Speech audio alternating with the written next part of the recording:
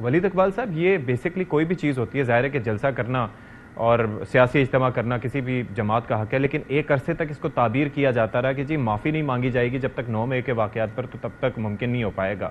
لیکن اس کے باوجود جلسہ آپ لوگوں نے کیا، آپ لوگ کہتے ہیں نمبرز بھی تھے، لیکن جو اسپیچ کی گئی علی امین گنڈاپور صاحب کی جانب سے، اور خاص طور پر جبکہ وہ ایک صوبے کے وزیر اعلیٰ ہیں، صحافیوں سے متعلق جو انہوں نے زبان استعمال کی، خواتین سے متعلق جو زبان استعمال کی، اور باقی لشکر کشی سے متعلق جو الفاظ انہوں نے استعمال کیے، اب اس میں ڈیفرینشیٹ نہیں کیا جا سکتا کہ جی سیاسی تقریر الگ ہے، عوامی تقریر الگ ہے. وہ عوام اگر ان کے جذبات بھڑک جاتے ہیں تو پھر ان کو کنٹرول کون کرے گا؟ بانی تو آپ کے جیل میں موجود ہیں. تو بینیفیشری آپ کی نظر میں کون رہا اس اسپیچ کا، اگر بالخصوص علی امین گنڈاپور صاحب کی اسپیچ کی بات کی جائے تو کس کو فائدہ پہنچا اس سے؟ دیکھیں نا جی، ایک مجھے اس بات پہ حیرت ہے کہ سارا فوکس یا توجہ کا مرکز وہ ایک اسپیچ کیوں ہے، وہ کیوں نہیں ہے کہ ذرا کائنڈلی آپ کیوں نہیں وہ پڑھتے ایف آئی آر ستی صاحب، ایف آئی آر یا ایف آئی آرز جو ہیں جن کی بنیاد پر پارلیمنٹ پہ دھاوا بول کے آج صبح یا کل رات جو گرفتار کیا گیا بیرسٹر گوہر کو، شیر افضل سینیٹر صاحب، میں اس پہ آؤں گا. اب الحمدللہ یہ ہے کہ بیرسٹر صاحب رہا کیے جا چکے ہیں نا.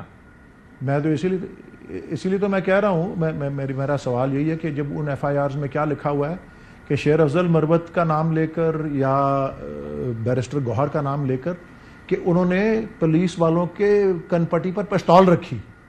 بھائی یہ ہوا ہے؟ آپ کے کرو وہاں نہیں گئے ہوئے تھے؟ ایسا ہوا ہے؟ بہرحال ایف آئی آرز میں تو یہی درج ہے. تو جس ملک میں، جس کہتے ہیں نا، جس مہذب ملک میں، جس ملک میں جو اخلاق کا ایسا انحطاط ہو، جس طرح آپ نے کہا کہ جب یہ چیزیں ساری ہو رہی ہوتی ہیں تو پھر، اور آپ پچھلے 2 4 5 6 روز کے اخبار پڑھ لیں کہ کیا کہہ رہے ہیں لوگ. شفقت محمود اور شاہد کاردار نے ایک مضمون لکھا ہوا تھا 2 دن پہلے اخبار کے اندر. وہ سیاسی لوگ نہیں ہیں. شفقت صاحب نے تو کہا میں سیاست چھوڑ چکا ہوں. کاردار صاحب تو اسٹیٹ بینک کے گورنر رہے ہوئے ہیں.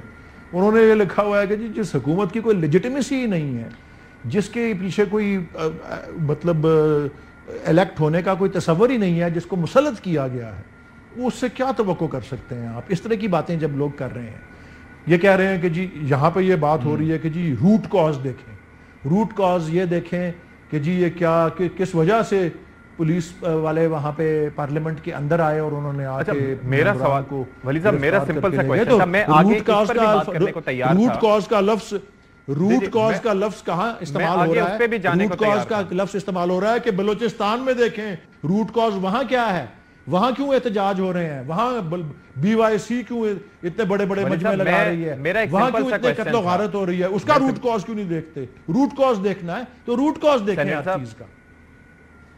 میں سمپل سا ایک سوال آپ سے کیا تھا اور اس کے اندر بیسکلی یہ تھا کہ یہ جو، چلیں let me be very blunt about it, کہ یہ جو ان کی اسپیچ تھی، ایک تو اس کا بینیفیشری میں نے آپ سے پوچھا کہ کون رہا، دوسرا یہ کہ پارٹی کو اس سے فائدہ پہنچا، یا جو مقصد آپ، یا وہ ان کی اسپیچ سے تھا وہ پورا ہوا، حاصل ہوا وہ مقصد؟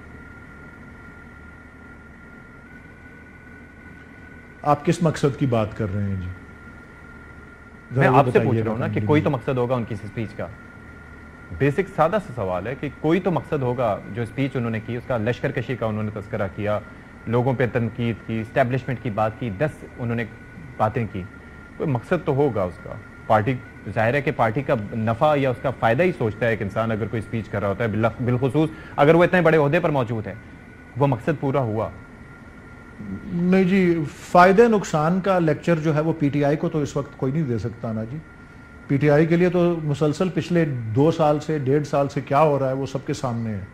تو فائدے یا نقصان کا ایشو یہاں ہے نہیں. یہاں بات اصل میں یہ ہے، اچھا، جو جس پہ ہمیں سوچنے کی ضرورت ہے، کہ جو سوال اٹھتا ہے وہ یہ ہے کہ اس ملک میں کیا آئین کی بالادستی یا سپریمیسی آف دا کانسٹیٹیوشن اور رول آف لا، قانون کی حکمرانی، وہ ہے یا نہیں ہے. پی ٹی آئی کا موقف تو یہ ہے کہ یہاں پہ تو نہیں ہے اور یہاں جنگل کا قانون ہے. اچھا، اور جنگل کا قانون کا مطلب یہ ہوتا ہے کہ might is right. Might is right ایک پریمیٹو، ایک قدیم قسم کی سوچ ہے کہ جس کے بس پاس بندوق ہے وہی، جس کی لاٹھی اس کی بھینس، جس کی لاٹھی اس کی بھینس، وہ چلائے گا. ہاں، تو بس وہی ہم دیکھ رہے ہیں. اچھا اب رانا اسی طرح صاحب چلتا اب رہے ذرا گا. یہ فرمائیے گا کہ